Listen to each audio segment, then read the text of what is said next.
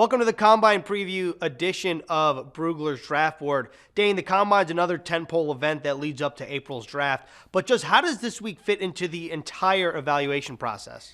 Yeah, the Combine, it's a critical step in the evaluation process. And really, you can break it down into three categories. You've got the medical evaluations, the interview process, and then the agility and positional work.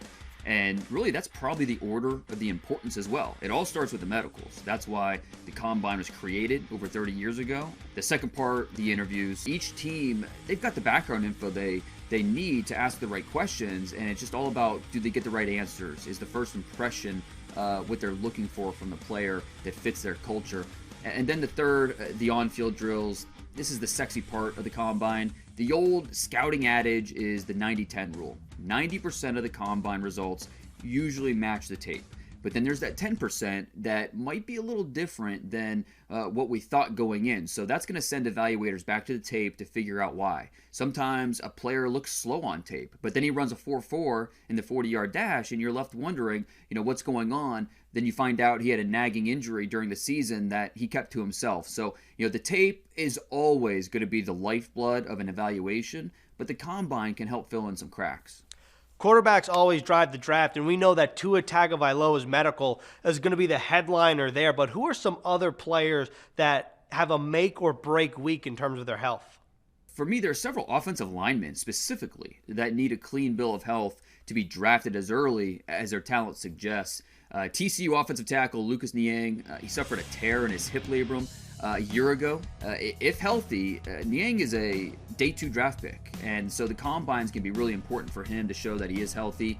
At guard, I think there are two notable prospects with medical concerns. Louisiana's Robert Hunt, who will be the #1 guard on several draft boards around the league if he is healthy. He missed the second half of the season due to a nagging groin injury. That required surgery. And then one of the most important evaluations for any of these players will be Fresno State's Netani Muti. Based on talent, he's a second-round pick. But the last 4 years, he's had 3 season-ending injuries. I don't know how you possibly rank him without getting that medical feedback and finding out exactly the information you need from the doctors. And then one more important medical eval that's worth mentioning is Alabama's Terrell Lewis, the pass rusher from Alabama. The traits say he's a top 20 pick, but he has more career sacks, 8, than he does starts, 4. So, and that's all due to the injury history. So teams need to be focused on the knee, the elbow. Can he get that clean bill of health from the team doctors? If he does, the chances of him going in the first round increase significantly. Dane, it's no secret that Jets fans are clamoring for both offensive linemen and receivers, but for the most part, football players look good without pads on. So which drills should Jets fans pay attention to in terms of linemen and receivers? For wide receivers, the Gauntlet might be my favorite drill of the entire week. This drill really helps show their hands, their adjustment skills while in motion, and then their balance when you're mid-route. So not every throw is going to be perfect at their chest. You're going to have to reach away from their body. And so this is a good idea to show a player's hands, their focus. And this year they're going to time the drill, which is an interesting wrinkle. Sometimes when you watch it, players will slow play it a little bit and have that extra half second to secure throws. But if timing is more of a factor, that's going to put a little more pressure on these receivers to get through that drill faster, which is good for evaluators. Then for offensive linemen, 3-cone drill, to me, it's one of the best ways to put quantitative data next to a player's athleticism, especially with these offensive linemen. It helps illustrate foot quickness, hip flexibility, and then just the overall balance. If you're a stiff athlete, you're going to be exposed in this drill. So for offensive linemen, the key number is 7.7. That's about the average of what an NFL-level lineman runs in the 3-cone.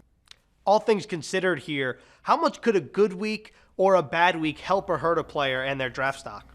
Most evaluations are near complete, but what the Combine can do is help break up clusters. And in a loaded wide receiver class, for example, there's going to be multiple receivers stacked really close together with nearly identical grades, but a standout Combine performance could be the difference that really bumps one ahead of the other. So there are several players who I think will create buzz with their workouts at different positions. Dane, it wouldn't be a Combine preview without some 40-yard dash talk. And obviously, Alabama wide receiver Henry Ruggs is the heavyweight here. But who are some other guys that are in the ring and could potentially take home the belt? Ruggs is without a doubt the favorite. The over-under on his 40-yard time, I think Vegas put it at 4.38. I'm going to put it at 4.30. I think the big question is going to be whether or not he can get into those 4.2s. I think he's capable. It's just whether or not he's able to do it with his runs at the combine. TCU has a pair of athletes that I think have the ability to run in the low 4.3s. Receiver Jalen Reagor, cornerback Jeff Gladney. At Auburn, cornerback Noah Igbenogany. But the player I think that maybe has the best chance to rival Ruggs in terms of the fastest 40-yard dash, Utah cornerback Javelin Guidry. As a senior in high school, he set the California state record with a 10.13 100-meter time, which is just flying on the track. I expect him to be in the low 4.3s at worst, maybe even better. So I think he has a good chance to rival Ruggs when it's all said and done. That was the Combine Preview edition of Brugler's Draft Board. Dane, enjoy your time in Indy, and we'll see you next week.